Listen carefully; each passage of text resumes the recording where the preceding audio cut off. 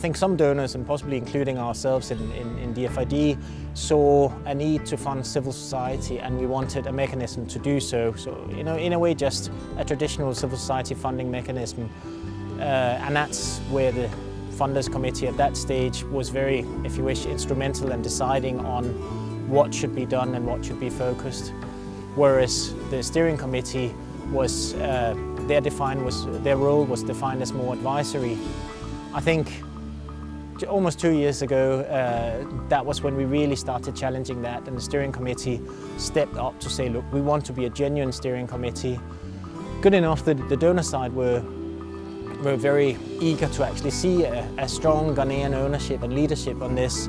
So the last 2 years has been a journey where partly we've had to stretch the original understanding of Star 1, but even our own procedures on how does this work. We will do so even more in Star 2. And equally on the Star Ghana Steering Committee side, they've had to step up quite significantly and show a very, very high degree of strategic leadership, supported by the STAR implementation team, or program management team as they call it.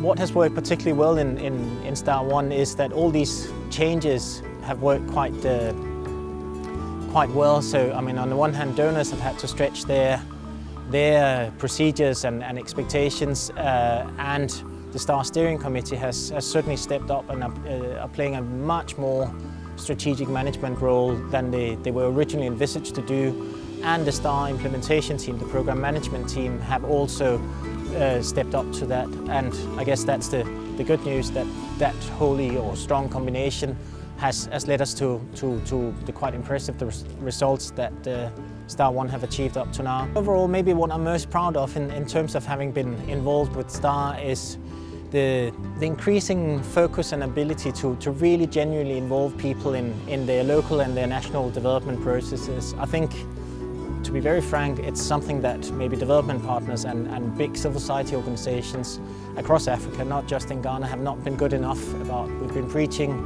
what is it, how should government be, instead of actually making sure that the very people we want to help or engage, that they are actually involved.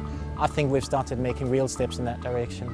STAR is a very innovative and very strategic outfit. It's not a place to be a member if you just want to tick some boxes that you give support to certain civil society organizations. It's really about engaging Ghanaians in governance of this country.